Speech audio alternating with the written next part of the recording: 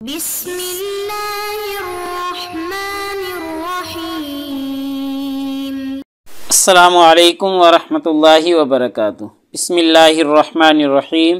عزیز طلباء اکرام، ایم اے اسلامیات کے مضمون اسلام اور سائنس کا آج ہمارا سبق نمبر 44 ہے، جس کا عنوان ہے سائنسی تحقیق اور جستجو کے اسلامی محرکات۔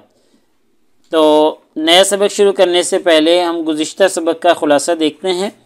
پچھلے سبق میں ہم نے اسلامی دنیا میں سائنسی ترقی کی جو موجودہ صورتحال تھی اس پر ایک مختصر سا جائزہ ہم نے پیش کیا تھا۔ تو آج کے اس سبق میں انشاءاللہ ہم سائنسی تحقیق و جستجو کے جو اسلامی محرکات ہیں ان پر گفتگو کرنے کی کوشش کریں گے۔ تو اسلامی جو جستجو کے محرکات ہیں ان میں 3 محرکات کا آج ہم ذکر کریں گے، جن میں ایک ہے قرآن مجید جو کہ سب سے بڑا محرک ہے سائنسی تحقیق و جستجو کا، اور ایسے ہی نبی کریم صلی اللہ علیہ وسلم کی احادیث مبارکہ دوسرا اسلامی محرک ہیں۔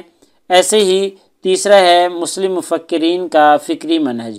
ان 3 محرکات پر آج ہم تفصیلی گفتگو کرنے کی کوشش کریں گے۔ تو دیکھتے ہیں، سب سے پہلا جو محرک ہے قرآن مجید۔ قرآن مجید کی جو تعلیمات ہیں انہوں نے انسانیت کی تقدیر کو بہت حد تک متاثر کیا ہے۔ آج بھی نسل انسانی کے ایک بہت بڑے حصے کی عملی زندگی کا یہ قرآن پاک لازمی جز ہے، اس کے بغیر وہ ان کا زندگی گزارنا ناممکن ہو جاتا ہے، کیونکہ یہ ایک مکمل نمونہ ہے اور اس کے اندر پرفیکشن ہے، تکمیلیت ہے کہ یہ ایک مکمل زندگی ہے، مکمل زندگی کی رہنمائی کرتی ہے، اور یہ کتاب ایسی ہے کہ یہ زندگی گزارنے کے جتنے بھی طور و طریقے ہیں سارے کے سارے سکھاتی ہے۔ اور سب سے عجیب بات یہ ہے کہ ایسا نہیں کہ دنیا کے کسی ایک خطے کے لوگوں کو تو سکھلا سکتی ہو اور دوسرے خطے کے لوگ جہاں ان کا رہن سہن الگ ہے وہاں کے لوگوں کے لیے یہ رہبر و رہنما نہ ہو، ایسا نہیں ہے، بلکہ یہ دنیا کے تمام انسانوں کے لیے ایک مکمل نمونہ ہے اور مکمل زندگی گزارنے کے طور و طریقے بیان کرتی ہے۔ ایسے ہی اس کتاب نے دنیا کے تمام مسائل کو حل کر دیا۔ جو بڑے بڑے سکالر گزرے ہیں، بڑے بڑے فلاسفر گزرے ہیں، ہندوستانی فلاسفر ہوں، سکالر ہوں، یونان کے رہنے والے سکالر اور فلاسفر ہوں، انہوں نے اپنی عمریں گنوا دی ہیں، اور یہ جو آسمان ہے، زمین ہے، ان کی گتھیاں سلجھاتے سلجھاتے ان کی زندگیاں بیت چکی ہیں، لیکن وہ ارض و سماوات کی یہ گتھیاں سلجھا نہ سکے، ان کی پیچیدگیوں کو سمجھ نہ سکے، لیکن قرآن مجید نے بڑے مستند انداز کے ساتھ یہ تمام مسائل حل کر دیے، اور ایسے مسائل کو حل کر دیا جن میں صدیوں سے ہر زمانے کے بہترین دماغ خرچ ہو رہے تھے۔ تو قرآن مجید نے صاف صاف بتلا دیا کہ یہ دنیا کیا چیز ہے، روح کیا چیز ہے، دنیا میں برائی کا وجود کیوں ہے، خالق خیر و شر کون ہے، کیسا ہوتا ہے، ساری چیزوں کو تفصیل کے ساتھ بیان کر دیا ہے۔ تو ایسے ہی قرآن مجید کے مطالعہ سے یہ بات پتہ چلتی ہے کہ قرآن مجید کے بہت سے احسانات ہیں، ایشیا کے رہنے والے لوگ ہوں ان پر بھی، افریقہ کے رہنے والے لوگ ہوں ان پر بھی، تو زندگی گزارنے کا مکمل طریقہ اور زندگی گزارنے کا رخ قرآن مجید نے انسانیت کو دیا ہے۔ تو یہ انسانیت کے اوپر قرآن مجید کا ایک بڑا احسان ہے۔ ایسے ہی یورپ ہو، امریکہ ہو، ان کے جتنی بھی سائنسی ترقیاں ہیں وہ ساری کی ساری قرآن مجید سے لی گئی ہیں۔ یہ یوں کہہ لیں کہ یہ جتنی بھی ترقیاں ہیں، سائنسی ترقیاں ہوں، سائنسی ایجادات ہوں، ساری کی ساری جو قرآن پاک کی احسان مند ہیں، سارے کے ساری قرآن پاک ان کا محسن ہے۔ لیکن اس احسان کا پتہ صرف ترجمے سے نہیں چلتا کہ قرآن مجید کا ترجمہ پڑھ لیں تو پتہ لگ جائے گا۔ ان ساری خوبیوں کا جو صحیح اندازہ ہے وہ قرآن مجید کی ادبی خوبیوں کا جب صحیح علم ہوگا تو تب پتہ چلے گا، اس کی صحیح طریقے سے تلاوت کی جائے گی پھر پتہ چلے گا۔ تو یہ بین الاقوامی، آفاقی اور قومی، ملی جتنی بھی ترقیاں ہیں سائنسی، یہ ساری کی ساری قرآن مجید کی احسان مندیاں ہیں۔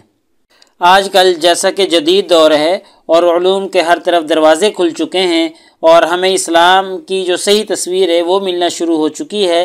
تو اب یہ بات ثابت ہو چکی ہے کہ قرآن کے بغیر جدید یورپ کی ترقی نہیں ہو سکتی، یعنی یہ ہو ہی نہیں سکتا کہ یورپ نے جو جدید ترقی کی ہے، جو موجودہ ترقی ہم ان کی دیکھ رہے ہیں، یا دنیا میں جو بھی سائنسی ترقی ہو رہی ہے، یہ قرآن کے بغیر ہو جائے، ایسا ممکن ہی نہیں ہے۔ یہ سب قرآن مجید کا احسان عظیم ہے، اور قرآن مجید کی بدولت یہ ساری موجودہ سائنسی ترقیاں وجود میں آئی ہیں۔ ایسے ہی ہم دیکھتے ہیں کہ عربوں میں ایک نئی تعلیمی روح پھونک دی تھی قرآن مجید نے آ کر۔ اس سے پہلے ورنہ عرب کیسے تھے؟ بس شعر و شاعری میں زندگی گزارتے تھے، سارے رات شعر پڑھتے تھے، اور اس طرح کے طور و طریقے تھے۔ لیکن جب قرآن مجید آیا تو یہی عرب لوگ ایک مہذب قوم بن گئے اور سیاسی طاقتور قوم کے طور پر ابھرے، اور ایک زبردست قسم کی طاقت بن گئے کہ جس نے اس وقت کی سپر پاور ایران اور روم وغیرہ کو بھی ختم کر دیا۔ تو ایسے زبردست بن گئے، کیوں بنے؟ کیونکہ قرآن مجید نے ان کو نئے خیالات دیے تھے، نئی امنگیں دی تھی، نئے کردار دیے تھے، اور ایسے ہی ان میں تعلیم و تعلم کی روح پھونک دی تھی، ان کو فلسفیانہ افکار دیے تھے۔ تو اس وجہ سے وہ اتنی تہذیب یافتہ قوم بن گئے تھے کہ پوری دنیا ان کے سامنے شکست کھا گئی۔ ایسے ہی قرآن مجید نے آ کر پوری ایک تحریک شروع کر دی تھی۔ قرآن مجید نے بے شمار تحریکات شروع کی ہیں، جن میں ایک تحریک علم کا پھیلاؤ بھی تھا، ورنہ اس سے پہلے جو چینیوں کے پاس علوم تھے، ہندوستانیوں کے پاس جو علوم تھے، یونانیوں کے پاس جو سائنسی تعلیمات تھیں، یہ ساری کی ساری محدود تھیں، اور ان علوم کا پھیلانا ایک گناہ اور ایک جرم تصور کیا جاتا تھا۔ لیکن جب قرآن مجید آیا، اسلام آیا، تو اس نے تعلیم کے فروغ اور تعلیم کے پھیلاؤ میں ساری قوت صرف کر دی، اور مسلمانوں کو کہہ دیا کہ علوم کو پھیلاؤ۔ اس کے فروغ کو انہوں نے ایک مقدس فریضہ سمجھا تھا، اور یہی وجہ ہے کہ اسلام کے آنے کے بعد، قرآن کے آنے کے بعد تعلیمی اداروں کا قیام ہوا، علم کا پھیلاؤ ہوا، مسلمانوں کی تہذیب و تمدن جو تھا وہ پھیلنا شروع ہو گیا، قرآنی تہذیب و تمدن پھیلنا شروع ہو گیا، اور دنیا کے کونے کونے تک قرآن کی تعلیم اور قرآن کا اعلان پہنچ گیا۔ ایسے ہی یہی قرآن ہے، یہی وہ کتاب ہے جس کے ذریعے مسلمانوں نے سکندر اعظم سے بھی زیادہ فتوحات حاصل کی تھی، روم کے حکمرانوں سے زیادہ علاقے مسلمانوں نے فتح کیے تھے۔ کس وجہ سے؟ قرآن کی وجہ سے۔ اور یہاں تک کہ مسلمان جو تھے وہ یورپ میں آ کر بادشاہ بن گئے، یورپ کے حکمران بن گئے، اور یورپ کی جو آج چمک دمک ہے، یورپ کی جو آج ترقی ہے، وہ اسی قرآن کی مرہون منت ہے، اور اسی قرآن کی ہی روشنی مختلف ذریعوں سے، مختلف راستوں سے، مختلف طریقوں سے یورپ میں داخل ہو گئی، اور یورپ کی جو آج موجودہ ترقی ہے یہ قرآن کی مرہون منت ہے۔ اور ایسے ہی یہ اس وقت روشنی لے کر قرآن مجید یورپ میں داخل ہوا تھا جب یورپ میں جہالت کے اندھیرے تھے، یورپ میں دقیانوسی تھی، یورپ میں توہمات پرستی تھی، تو مسلمان اس وقت قرآن کے علوم وہاں لے کر گئے، اور جس کی وجہ سے یورپ آج جدید سائنس میں ترقی کر گیا ہے، کیونکہ اس وقت مسلمانوں نے قرآن کے ذریعے اس سائنسی ترقی کی بنیاد ڈال دی تھی۔ ایسے ہی اب ہم نبی کریم صلی اللہ علیہ وسلم کی احادیث مبارکہ سے دیکھتے ہیں کہ ہمیں تحقیق اور جستجو کا کیا سبق ملتا ہے۔ تو آپ صلی اللہ علیہ وسلم کے ارشادات سے بھی ہمیں تحقیق کا اور جستجو کا سبق بعینی ہی ایسے ملتا ہے جیسے قرآن مجید سے ملتا تھا۔ آپ صلی اللہ علیہ وسلم کے ارشادات کے نتیجے میں اہل اسلام نے علم حاصل کرنے کے لیے جد و جہد کی، یعنی جب آپ صلی اللہ علیہ وسلم نے فرما دیا کہ علم حاصل کرو تو پھر مسلمانوں نے اس کے لیے جد و جہد کی، تحقیق اور جستجو کا راستہ اختیار کیا۔ ایسے ہی ایک حدیث مبارکہ ہے جس سے ثابت ہوتا ہے کہ نبی کریم صلی اللہ علیہ وسلم تحقیق اور جستجو کا سبق دے رہے ہیں۔ ایک مرتبہ مدینہ منورہ میں لوگوں نے کھجوروں سے زیادہ پھل حاصل کرنے کے لیے پیوند کاری، جو کہ ایک مخصوص عمل ہوتا ہے، وہ کرنا شروع کر دیا۔ تو آپ صلی اللہ علیہ وسلم کو جب پتہ چلا تو آپ صلی اللہ علیہ وسلم نے منع فرمایا، اور فرمایا کہ شاید بہتر نتائج برآمد نہ ہوں، تو اس لیے تم ایسا کام نہ کرو۔ تو لوگ آپ صلی اللہ علیہ وسلم کے فرمان کے مطابق رک گئے، نتیجہ نکلا کہ کھجوروں کی پیداوار بہت کم ہو گئی، تو جس کی وجہ سے پریشانی لاحق ہوئی۔ تو پھر جب نبی کریم صلی اللہ علیہ وسلم کو پتہ چلا تو آپ صلی اللہ علیہ وسلم نے پھر ان کو بتلایا کہ جب میں تم کو دین کی کوئی بات بتلاؤں، دین کی کوئی بات سمجھاؤں تو اس پر چلو، اس پر عمل کرو، اور اگر میں کوئی دنیا کی بات بتاؤں تو اگر وہ ٹھیک ہو تو اس پر عمل کر لو، ورنہ اپنی رائے سے عمل کرو، چونکہ دنیا کی بات میں اپنی رائے سے بتا رہا ہوتا ہوں، وہ اللہ کی طرف سے وحی کردہ نہیں ہوتی ہے، اللہ کی طرف سے الہام نہیں ہوتی۔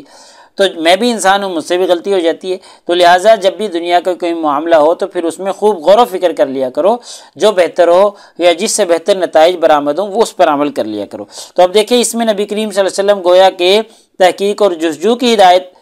دے رہے ہیں، تحقیق اور جستجو کی جو طریقہ ہے وہ سمجھانے کی کوشش کر رہے ہیں۔ ایسے ہی نبی کریم صلی اللہ علیہ وسلم کی بہت سی احادیث سے شراب نوشی کی ممانعت کا ہمیں واضح حکم ملتا ہے۔ ان احادیث کی روشنی میں اور سائنسی نقطۂ نگاہ سے دیکھا جائے تو شراب نوشی سے دور رہنے کی بہت سی عقلی وجوہات ہمیں ملتی ہیں۔ تو شراب سے بہت سے انسانی جسم میں امراض جنم لیتے ہیں، جیسے جگر کا سکڑ جانا، اور ایسے ہی معدے کا سرطان ہو جانا، معدے پر ورم آ جانا، ایسے ہی غذائی نالی میں سوزش ہو جانا، اور پیشاب اور گردوں کے مسائل اس سے پیدا ہو جاتے ہیں، اور بہت سی جو بیماریاں ہیں جسمانی وہ پیدا ہو جاتی ہیں۔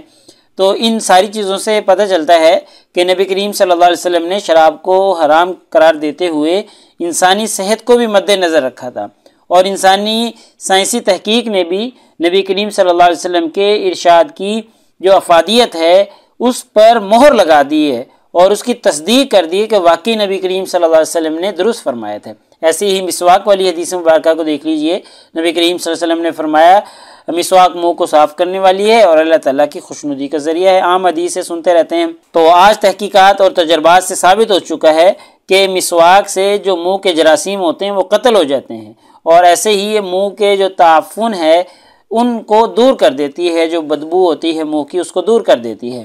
اور ایسے ہی اس کے استعمال سے منہ کے اندر کے جو جراثیم ہوتے ہیں وہ ختم ہو جاتے ہیں، تو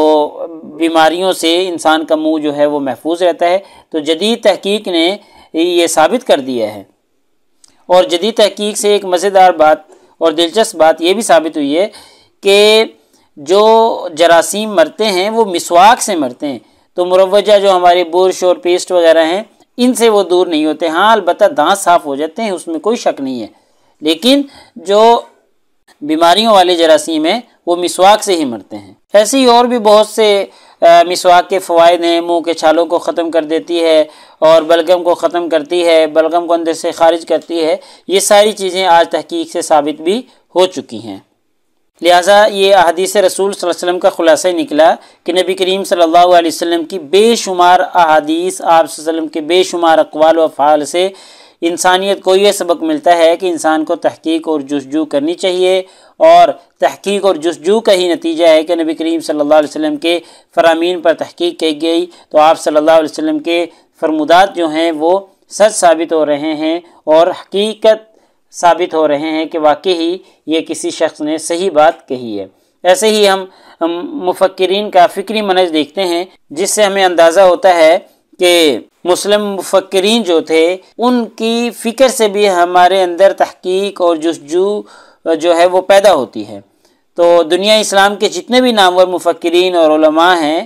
انہوں نے مسلمانوں میں سائنسی تحقیق اور جستجو پیدا کرنے کے لیے اپنا اہم اور بنیادی کردار ادا کیا ہے۔ بہت سے ایسے مفکرین گزرے ہیں، بہت سوں کا تذکرہ ہم پڑھ چکے ہیں۔ ابن البیتار ہیں، ابن العاصم ہیں، ابن الاسیر ہیں، ابن اسحاق ہیں، ابن الہیثم ہیں، ابن باجہ، ابن عرب، بے شمار ہیں جو مسلم مفکرین ہیں جن سے ہمیں سائنسی تحقیق اور جستجو پیدا ہمارے اندر ہوتی ہے، اور ان تمام مسلم مفکرین نے اپنی کاوشوں کے ذریعے دنیا اسلام میں فکری جستجو اور سائنسی تحقیق کی ایک تحریک پیدا کی ہے اور مسلمانوں کی فکری آبیاری کی ہے۔ لہٰذا آج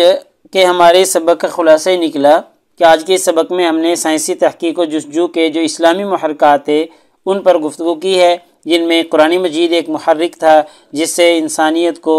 سائنسی تحقیق اور جستجو کا سبق ملتا ہے۔ ایسے ہی احادیث رسول اللہ صلی اللہ علیہ وسلم سے بھی انسان کو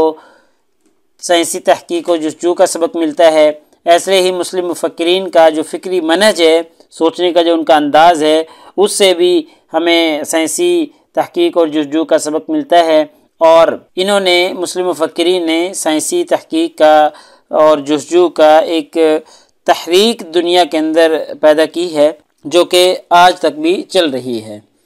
تو پیپر میں پوچھے جانے والے سوالات سے متعلق اگر ہم گفتگو کریں تو ایک سوال یہ ہے کہ سائنسی تحقیق و جستجو کے جو اسلامی محرکات ہیں ان کا جائزہ لیں۔ تو یہ ہم نے 3 محرکات کا تذکرہ کر لیا ہے، قرآن ہے، حدیث رسول ہے، اور مسلم مفکرین کا فکری منہج ہے۔ تو آج الحمدللہ ہمارا اسلام اور سائنس کا آخری سبق ہے۔ الحمدللہ اسلام اور سائنس کا جو سبجیکٹ تھا وہ ہمارا مکمل ہو گیا ہے۔ جزاکم اللہ خیر۔ السلام علیکم ورحمۃ اللہ وبرکاتہ۔ اللہ تعالیٰ آپ سب لوگوں کو کامیابیاں اور ترقیاں نصیب فرمائے۔